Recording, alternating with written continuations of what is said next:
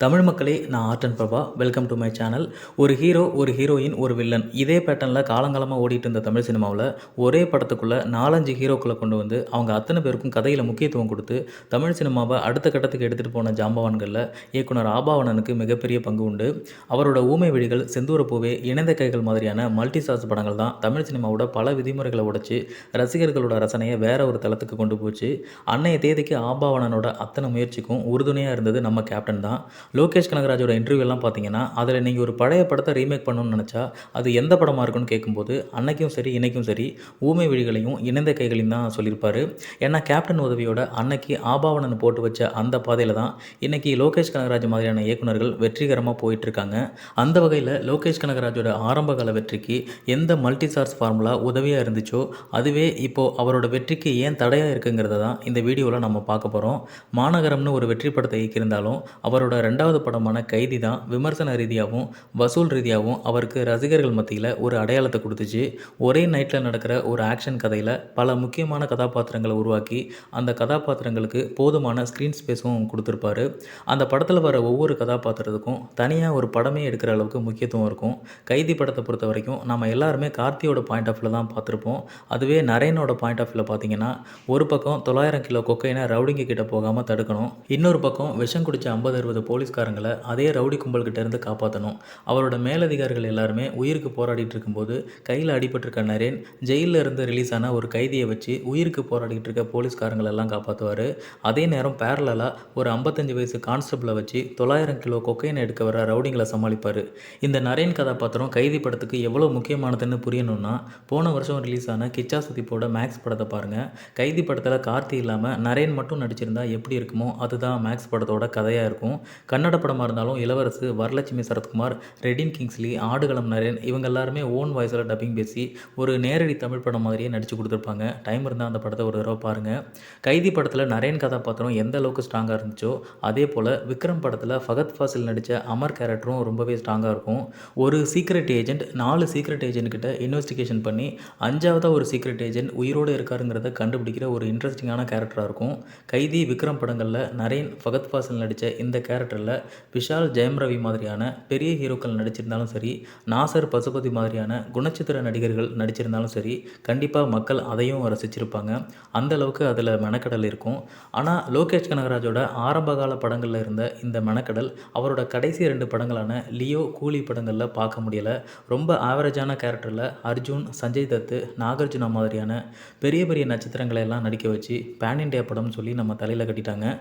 சராசரியான ஒரு hero villain கதையில் பெரிய பெரிய ஹீரோக்களை தேவையே இல்லாமல் திணிச்ச மாதிரி இருந்துச்சு.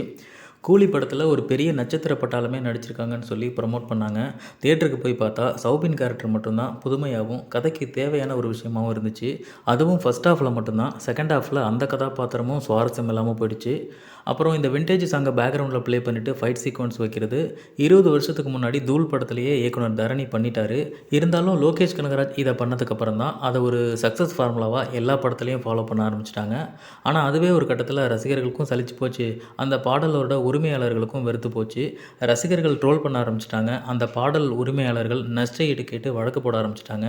ஏன்னா எல்லார் கையிலுமே இன்றைக்கி டெக்னாலஜி வந்துருச்சு. ஏற்கனவே வெற்றி பெற்ற ஒரு பாடலை போட்டு அதுக்கு ஏற்ற மாதிரி டான்ஸ் ஆடுறதும் ஃபைட் பண்ணுறதும் கையில் ஃபோன் இருக்க எல்லாருமே பண்ண ஆரம்பிச்சிட்டாங்க.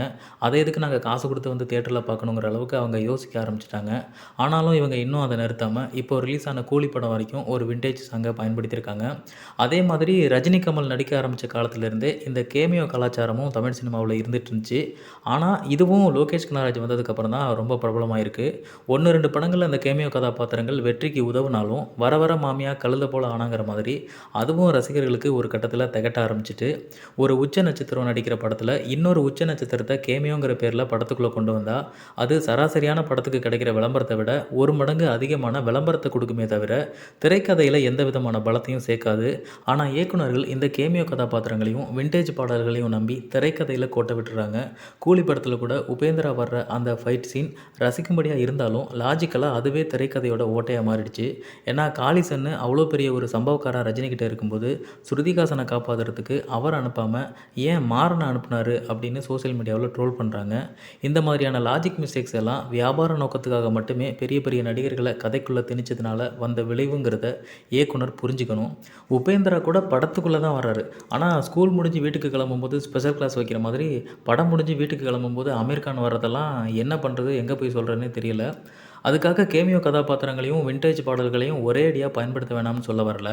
ஏலக்காய் கிராம்பு கசகசப்பட்ட மாதிரி பிரியாணி முழுக்க தூவி விடாமல் லெக் பீஸ் மாதிரி தேவையான இடத்துல மட்டும் வச்சா நல்லா இருக்கும்னு தான் சொல்ல வர்றேன். லோகேஷ் மேலே எத்தனையோ விமர்சனங்கள் இருந்தாலும் மல்டி ஸ்டார்ஸை ஹேண்டில் பண்ணுறதுக்கு இன்றைய தேதிக்கு தமிழ் சினிமாவில் இவரை விட்டால் வேறு ஆள் இல்லை. அதனால தான் 38 வருஷமாக சேர்ந்து நடிக்காத சத்யராஜ், ரஜினிகாந்த் 2 பேரையும் கூலி படத்தில் ஒன்றா சேர்ந்து நடிக்க வச்சார். இந்த திறமையை பார்த்து தான் சூப்பர் ஸ்டார் ரஜினிகாந்த் அவர்களும் உலகநாயகன் கமலஹாசன் அவர்களும் 46 வருஷத்துக்கு அப்புறம் லோகேஷ் கனகராஜ் படத்தில் சேர்ந்து நடிக்கிறதா முடிவு பண்ணியிருக்காங்க.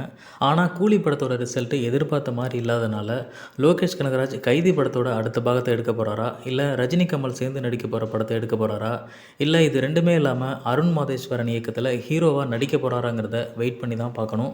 இந்த வீடியோவை பார்த்த தமிழ் ரசிகர்களுக்கு ரொம்ப ரொம்ப நன்றி.